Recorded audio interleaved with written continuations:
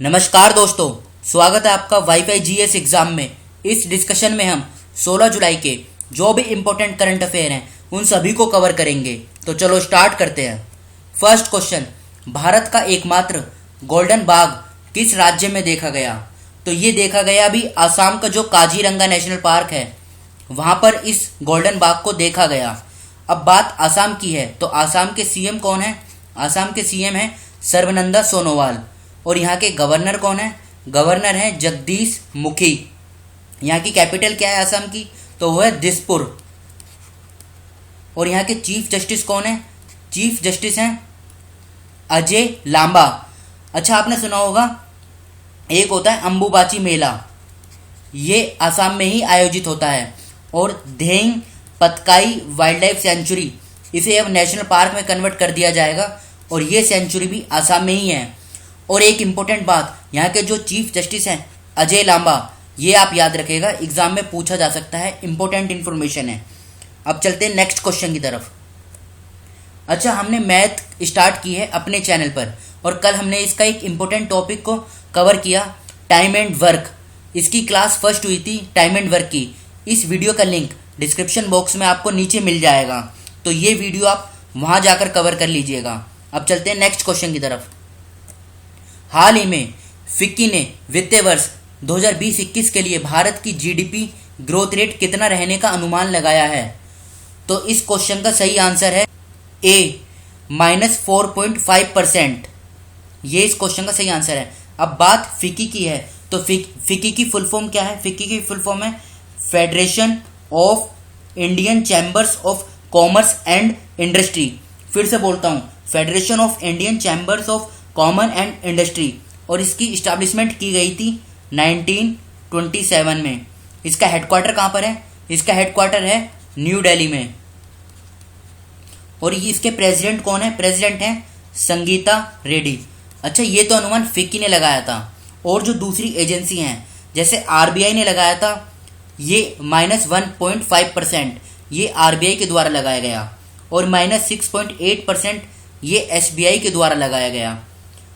और ये -5% ये फिच के द्वारा लगाया गया कि भारत की वित्तीय वर्ष जीडीपी क्या रहेगी। और के रेटिंग्स के द्वारा लगाया गया -6.4%। तो इस क्वेश्चन से हमें इतनी जानकारी मिलती है। अब चलते हैं नेक्स्ट क्वेश्चन की तरफ। हाल ही में बांग्लादेश में भारत के अगले राजदूत के रूप में किसे नियुक्त किया गया है? तो इस क्वेश्चन का जो सही आंसर है यह है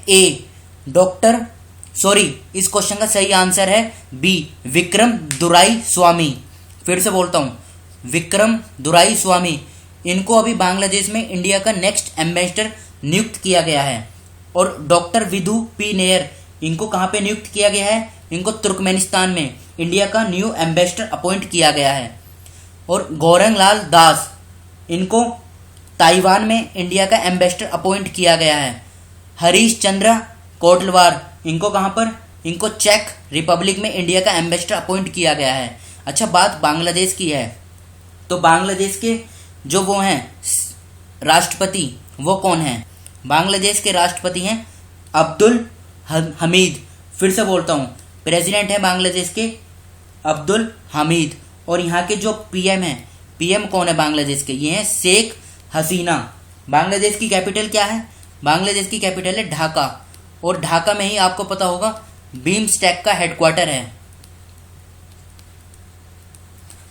तो इस क्वेश्चन से हमें इतनी जानकारी मिलती है। अब चलते हैं नेक्स्ट क्वेश्चन की तरफ। हाल ही में किसे बीसीसीआई के अंतरिम सीईओ के रूप में नियुक्त किया गया है? सीईओ ये क्या है?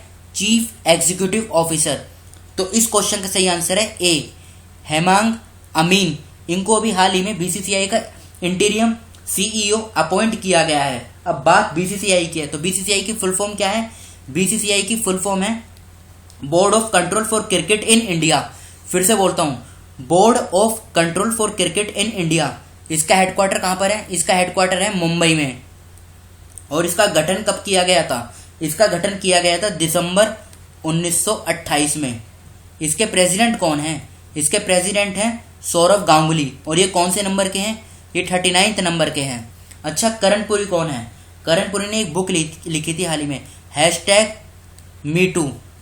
और नवतेज बाल कौन है? नवतेज बाल को माइक्रोसॉफ्ट इंडिया का एग्जीक्यूटिव डायरेक्टर अपॉइंट किया गया था अभी लेटेस्ट में। सचिन अवस्थी कौन है? इनको ग्लोबल ह्यूमैनिटेरियन अवार्ड 2020 से सम्मानित किया गया था।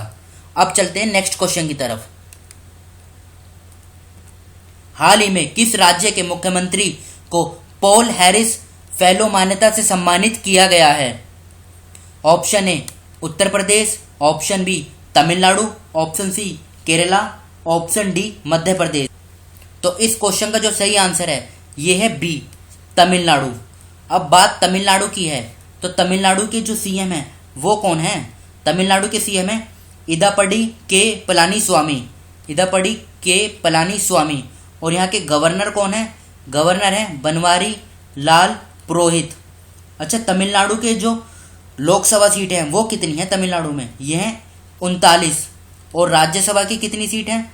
राज्यसभा की हैं 18। विधानसभा की हैं 234। अच्छा, आपने सुना होगा मीनाक्षी टेम्पल। मीनाक्षी टेम्पल कहाँ पर है? ये अक्सर एग्जाम में पूछा जाता है, तो ये तमिलनाडु में ही स्थित है। अब चलते हैं नेक्स्ट क्वेश्चन की तरफ। हाल ही में किस राज्य में ई क्रॉप नामक पहल के द्वारा फसलों का ऑनलाइन पंजीकरण शुरू किया गया है? Option A Andhra Pradesh, option B Arunachal Pradesh, option C Kerala, option D Haryana. तो इस क्वेश्चन का सही आंसर है ए आंध्र प्रदेश। अब बात आंध्र प्रदेश की है तो इसके सीएम कौन है? आंध्र प्रदेश के सीएम हैं जगन मोहन रेड्डी। और यहाँ के गवर्नर कौन है? गवर्नर है विश्वभूषण हरिचंदन, विश्वभूषण हरिचंदन। और चीफ जस्टिस कौन है? चीफ जस्टिस हैं JK माहेश्वरी। अच्छा, यहाँ पे लोकसभा की कितनी सीटें हैं? लोकसभा की जो सीटें हैं आंध्र प्रदेश में ये 25 हैं। राज्यसभा की 11 सीटें हैं और विधानसभा की 175 सीटें हैं। अच्छा, आपने सुना होगा भी देश की जो 25वीं हाई कोर्ट बनी है वो आंध्र प्रदेश का जो अमरावती है वहीं पर बनी है। और यहीं के चीफ जस्टिस हैं कौन? JK महेश्वरी। तो इस क्वेश्चन से हमें इतनी जानकारी मिलती है। अब चलते हैं नेक्स्ट क्वेश्चन की तरफ। विश्व युवा कौशल दिवस 2020 कब मनाया गया? ऑप्शन ए 11 जुलाई, बी 15 जुलाई, सी 19 जुलाई या डी 23 जुलाई। तो इस क्वेश्चन का सही आंसर है बी 15 जुलाई। और इसकी थीम क्या थी इस बार 2020 में? Skills for a resilient youth. फिर से बोलता हूँ, skills for a resilient youth. World youth skills day ये 15 जुलाई को हर साल मनाया जाता है। तो आज की इस डिस्कशन को हम यहीं पे रोकते हैं। जो स्टूडेंट नए हैं वो इस चैनल को सब्सक्राइब कर लीजिए। Thank you.